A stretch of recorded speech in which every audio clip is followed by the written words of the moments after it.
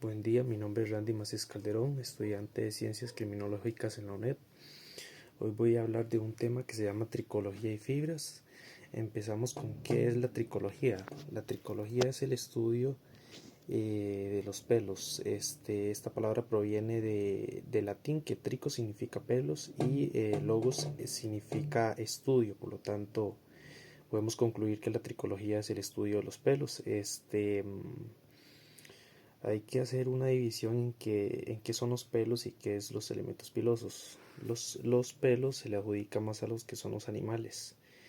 Y los elementos pilosos se le añade más a lo que son los humanos. Por lo tanto, podemos dividirlos así: elementos pilosos para humanos y los pelos para los animales, ¿verdad? De ahí sale esa diferencia entre pelos y elementos pilosos.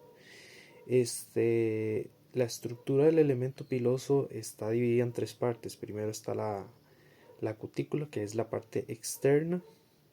Después sigue el córtex o el cortes. Esta es la capa media del elemento piloso. Aquí le da la característica del color y la flexibilidad del elemento piloso. Y de último tenemos la médula, que es la última capa, la capa final donde está la queratina. La importancia de la tricología en las ciencias forenses radica en que, como es una evidencia tan pequeña, digamos, un indicio tan pequeño, a la hora de recolectarlo podemos encontrarlo en puntos clave, puntos que nos puede dar mucha información, ¿verdad? De dónde se cometió el delito, ¿verdad? Y nos puede acercar a la persona que cometió el crimen, ¿verdad? Todo esto pues también nos aporta mucha información a la hora de presentarlo ante la justicia, ¿verdad? El equipo para realizar el levantamiento eh, puede ser, por ejemplo, las propias manos con guantes. Podemos usar pinzas de punta de goma. Podemos usar aspiradora, podemos usar cinta adhesiva, con cuidado siempre a la hora de manipular el elemento piloso, siempre agarrarlo de la punta para evitar que, digamos, se desprenda el nodo donde tiene la información que es importante, el elemento piloso. Siempre usar los guantes, el tapabocas, cubre zapatos, dental, todo eso para evitar, ¿verdad?, una contaminación cruzada, ¿verdad? ¿Qué son las muestras cuestionadas o dubitadas? Estas muestras, por lo general, no sabemos su origen, no sabemos de qué parte del cuerpo provienen, no sabemos si es de la víctima o el sospechoso. Entonces, estas muestras, de ahí viene la palabra dubitadas, no sabemos su origen. Muestras patrón. Las muestras patrón, por ejemplo, son, digamos, que nosotros vamos y sacamos al sospechoso elementos pilosos para compararlos con la evidencia recolectada, ¿verdad?, en la escena del crimen, con el fin de encontrar similitudes o llegar a ver si es de esa procedencia, ese sospechoso. Recolectamos 100 elementos pilosos de diferentes áreas del cuerpo, de 25 a 30 del área pública. Realizamos la apertura de la custodia, ¿verdad? Todo esto es con el fin de, digamos, de compararlos a nivel microscópico, si hay algunas similitudes, ¿verdad?, de los elementos recogidos con los del sospechoso. ¿Cuáles son los resultados del análisis tricológicos? Esto se divide en tres fases. Primero, la de descarte.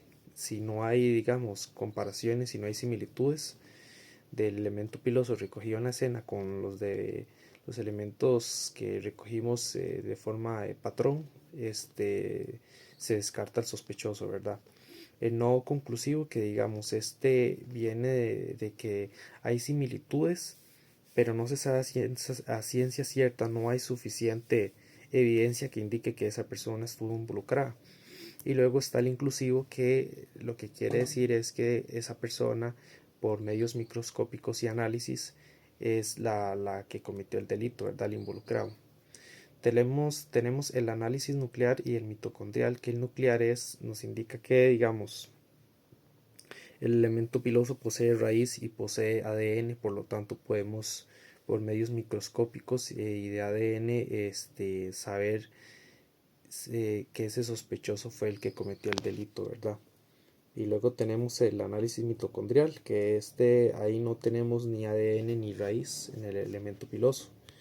Por lo tanto, solo podemos saber el grupo familiar y línea materna nada más. Las recomendaciones para evitar la contaminación y la pérdida de evidencia radican en que siempre hay que usar el equipo necesario y recomendable, por ejemplo, guantes, cubre zapatos, el tapabocas, las cofias para el cabello, todo eso siempre tenemos que usarlo porque hay que evitar la contaminación cruzada, ¿verdad? Cuidar la escena, siempre delimitar, siempre evitar que terceros entren en la escena, documentar todo, hacer una planimetría, sacar fotos, documentar todo lo que se encontró, eh, este, utilizar siempre materiales desechables, ¿verdad? Guantes, tapabocas, todo desechable siempre. Después tenemos qué son las fibras. Las fibras son filamentos de los que está compuesto animales, vegetales y de los que usamos muchas veces para alimentarnos, como ropas. Estas se dividen en dos grupos, están las sintéticas, están las naturales. Las naturales vienen de los animales o de los vegetales, por ejemplo está el lino, perdón, el algodón, puede ser la seda también. Las sintéticas son, digamos, creadas por el ser humano, por ejemplo son el nylon, el poliéster, por ejemplo, son elaboradas y fabricadas por el ser humano, ¿verdad? Son artificiales, por así decirlo. ¿Por qué las fibras son un indicio importante? Porque las fibras se pueden desprender fácilmente. Por ejemplo, qué sé yo, la fibra de una camisa se puede desprender y quedarle a un sospechoso, a alguien que cometió un crimen y por lo tanto esa persona se la puede llevar con ella y podemos saber a ciencia cierta que esa persona fue la que cometió el delito porque lleva ese trozo de fibra del acto que cometió, ¿verdad? Para recolectar las fibras tenemos que localizarlas de forma lógica siempre, y de forma clara, ¿verdad? Tenemos que saber de cuál es su origen, ¿verdad? El levantamiento siempre tenemos que hacerlo con cuidado, evitar hacerlo con cinta adhesiva porque se puede desprender y se puede perder información importante. El embalaje, si las fibras son de tal color, se tiene que usar sobres de diferente color para que estas se vean a simple vista y no se crea que no hay nada en ese sobre, ¿verdad? Las fases en que se divide el análisis de fibra se divide en dos fases. La fase preliminar, que lo que se busca es ver la estructura, si esta es sintética o es natural, ¿verdad? Tenemos la fase confirmatoria, que se observa la estructura también, digamos, de la fibra y se ve el índice de refracción, por ejemplo, los cortes transversales, se ve el punto de fusión, por ejemplo, ¿verdad? Ejemplos donde las fibras y los elementos pilosos han sido de gran ayuda, por ejemplo, en el caso de Ted Bundy a nivel internacional, este hombre mató a una persona y dejó fibras en la escena. Entonces se lograron obtener fibras del auto de él y se compararon ahí se dieron cuenta que son las mismas fibras, ¿verdad? Por lo tanto, él fue el que estaba involucrado en ese delito. Tenemos el caso de Cassie Anthony, que ella mató a su hija, ¿verdad? Y se encontraron elementos pilosos de ella en la escena, ¿verdad? Por lo tanto, se pudo, se pudo llegar a la conclusión de que ella fue la que cometió el delito, ¿verdad? Entonces eso sería todo, muchas gracias.